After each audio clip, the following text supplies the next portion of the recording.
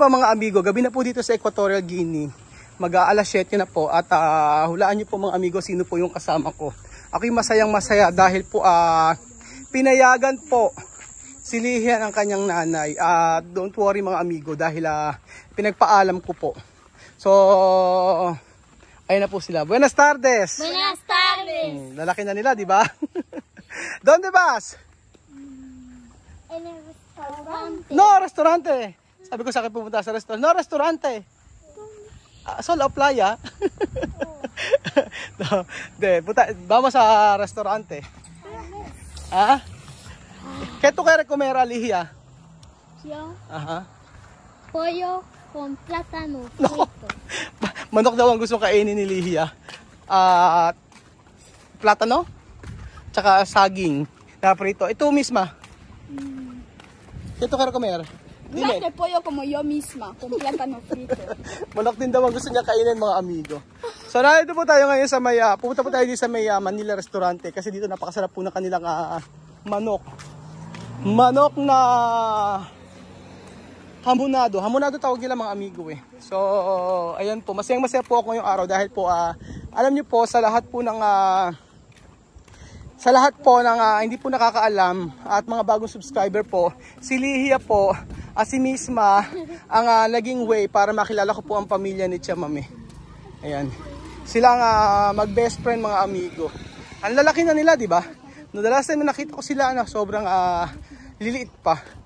At talagang sila po yung nanghihingi sa akin ng pagkain, namamalimos. At sa halip na bigyan ko ng pera, pagkain ang aking ibinigay. And then doon po nag-start ang pagkakaibigan namin ni Tia Celsa nung nagpunta po ako sa bahay nila misma. So mamaya ko po ikukwento ang lahat mga amigo. At nandito na po tayo sa may restaurante Manila. Ang ganda ng panahon ngayong araw. Hindi siya masyadong mainit. Kaya minsan alam niyo po kahit gabi dito ang alinsangan. Sobra. So ayan pa mga amigo, mapagsasama po natin muli ang magkaibigan sa restaurante kahit na sila ay may problema o may problema ang kanilang pamilya. Ang mahalaga po ay for the last time ay magkakasama po si Misma at si Lihia. Andun na po tayo sa may terasa. No está, solo de ahí, de barbacoa. Vamos! Sabi ko, sa may barbecue lang kako tayo. Ganda ni Misma. Oh. Lihia, donde tu quieres? Aquí o Pan Africa? Vamos a ver. Sabi ko sa niya gusto dito o sa may Pan Africa. Tingnan daw niya.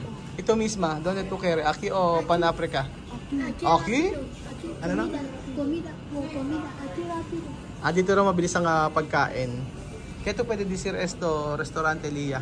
Esto primera vez, no? Porque antes sa Pan Africa, no? O first time niya. Está bien? Ha? Pero no más que Pan Africa. ¿Dónde bien? Pan Africa? Ay, mas gusto niya sa Pan Africa. Pan Africa porque tiene piscina. Gusto niya sa may Pan Africa. Sí, también piscina. ¿Tú quieres bañar hoy? No, yo bañar. Maliligo ro siya sa piscina o sa may swimming pool. Misma, pagtapo ko nosotros ba? ¿Qué tú puedes decir Lihia? Ha? ¿Tú puedes decir qué? ¿Tú puedes decir? Sabi ko, alis na kami. Ano masasabi mo kay Lihia? Oh. Yo puedo decir a Lidia que cuide a su mamá, que cuide a su abuela, también que cuide a su sobrina, porque yo no la puedo olvidar. Ella es mi mejor amiga. Kontenta? Sabi kasi ni Misma, ingatan mo yung mag-ingat ka, ingatan mo yung lola, yung nanay at mag-ingat ka mabuti. Mahal na mahal kita. Sabi ni Misma kay Lihia. Dito Lihia, kaya ito pwede decir Misma Que ella estudie, que estudie mucho, que cuando va a terminar su estudio, que venga, que no me olvide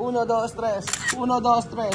1, 2, 3. Lilia, ¿qué cosas tú no puedes olvidar para Kuya Raul? Que él es el único, tú eres el único filipino que ha ayudado aquí en Ucomba. Gracias. Es lo que no puedo olvidar. ¿Qué más? Y que tú eres bueno, tú nos has ayudado aquí mucho por traerme aquí en Manila y en Panafrica. Sabi ni Lilia, tanong ano yung di makakalimutan mo kay Kuya Raul? Sabi niya ni Lilia, ako daw yung ako lang daw yung Pilipino na tumulong daw po sa Ucomba. Tapos sa pagdadala sa nadinala ko siya sa Pan-Africa at saka dito, sabi ni Lilia. Sa totoo lang po mga amigo, ayan po, sa hindi po nakakaalam, si Lilia po at saka po si Misma, sila po yung naging dahilan kung bakit po nakilala ko si Tia Mami at yung pamilya niya. So, sa totoo lang po mga amigo, gusto ko rin tulungan si Lilia.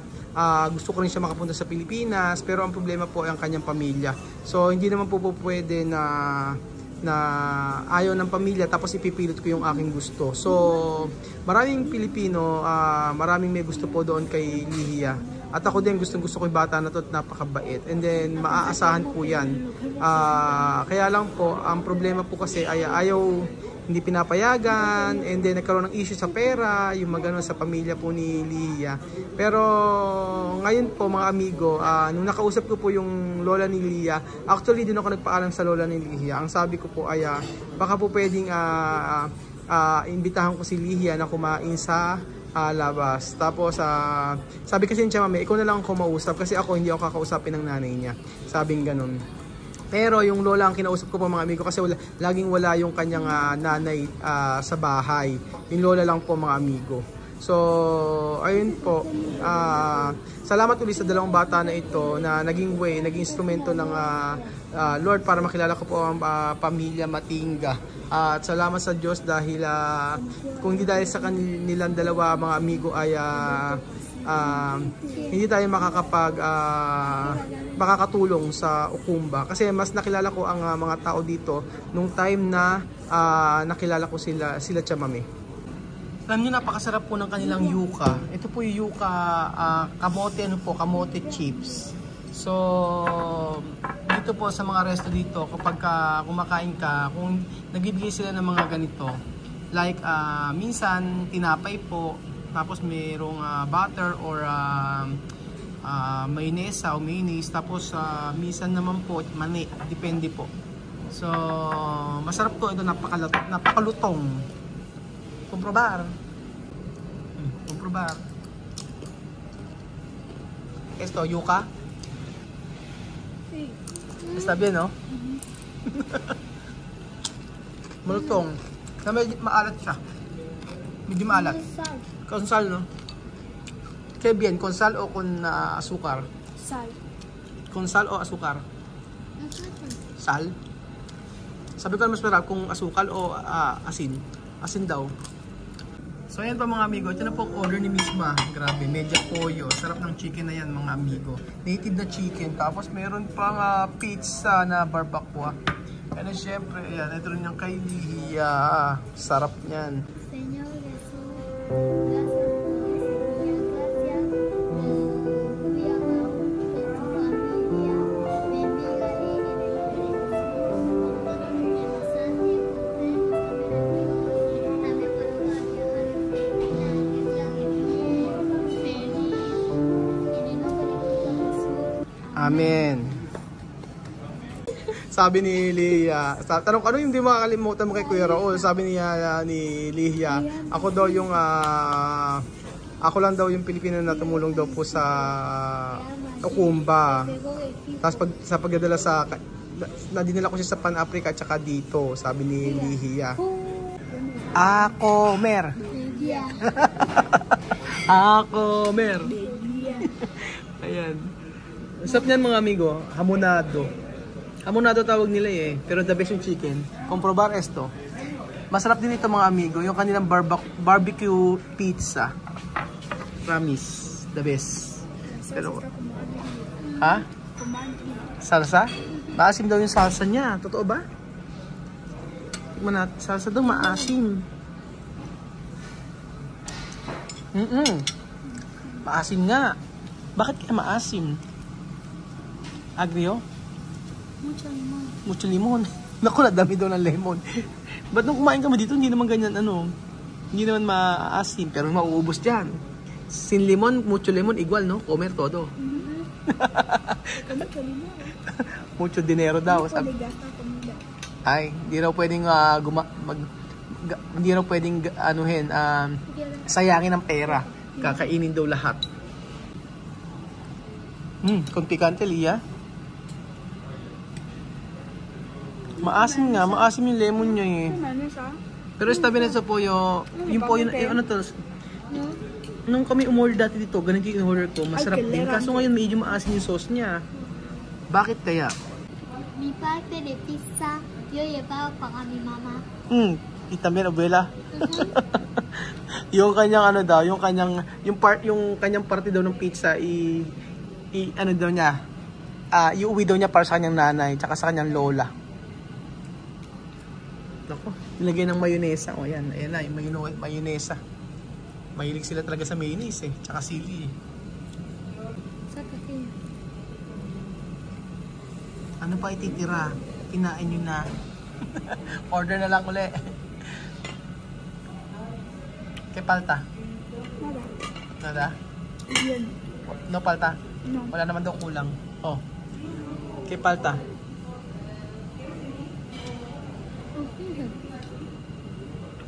No palta? Aliya? Ketchup. Está bien. Oh, ketchup daw ang palta. Ketchup. Kinamay na ni Lihiya.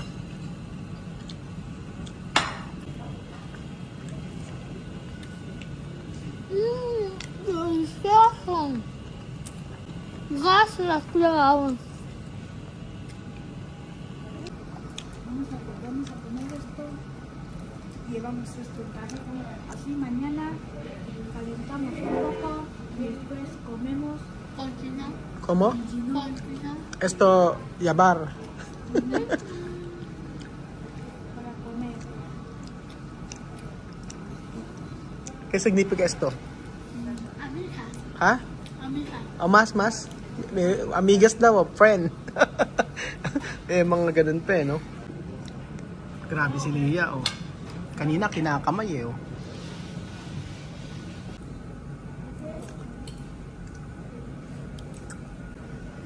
Busog na busog. At dito po nagtatapos mga amigo ang ating video. Maraming salamat po sa walang sawa niyo pong pagsuporta. At alam niyo po, isang bagay lang yung natutunan ko sa pagkakaibigan ni Lia at saka ni Misma. Yun po yung anuman yung problema sa bawat pamilya, hindi man magkasundo, pero nananatili silang magkaibigan. At sabi nga ni Lia, kahit magtalo tayo, mag-away tayo, mananatili pa rin tayong magkaibigan. Salamat po mga amigo at ingat po ang lahat. God bless. Hasta mañana.